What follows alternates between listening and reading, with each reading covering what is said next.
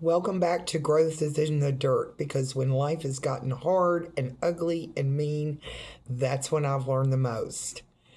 Well, this past 3 days, I almost turned back and went back to Memphis.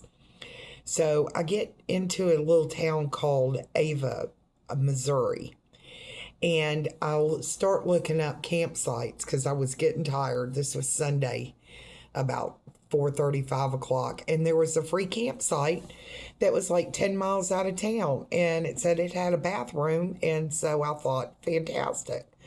Well, I get all the way down there, and it's near this creek side, rushing water, absolutely beautiful. Kids in and out, everybody leaves. I ended up taking a nap, and I get up maybe like 10:30 or 11, and it is pitch dark.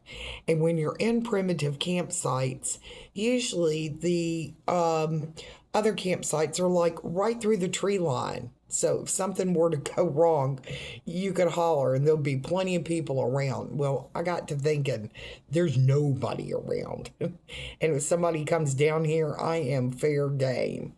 So I kind of got spooked. So I went back into Ava and found a parking spot and crashed. Well, Monday I woke up and I wasn't feeling good at all.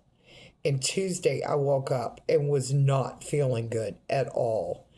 And it was all I could do just to make it to a bathroom and feed the dogs and give them some water, let them out a couple of times a day. And it was cold and rainy, and I got just deathly sick. And I thought, I'm going back to Memphis because I'm so far away from all of my doctors and all of that. And I just went, hey, look, there's doctors everywhere, but you have got to get some help.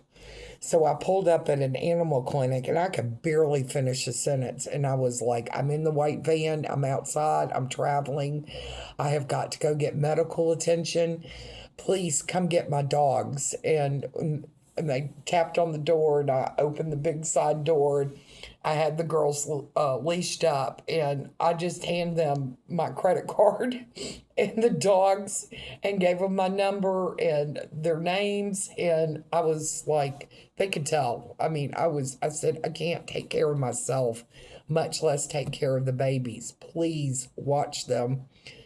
It's a fresh credit card, and I just trust you with my money and my babies. I've got to go get help. So they directed me. They don't have a hospital in Ava, but the people are so nice.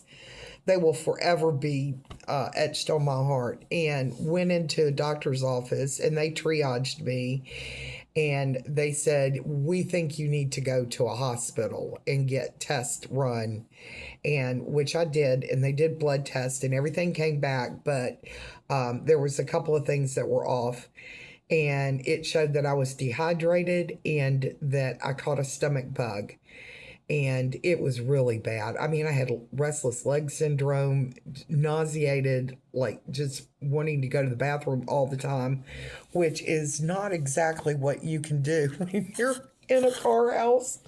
It's if you're out in the world, it's not always available. And then people giving me weird looks, like, what is she doing in that van? And there's no windows. And somebody said it looks like what do you call it? A kidnap van because there's no windows.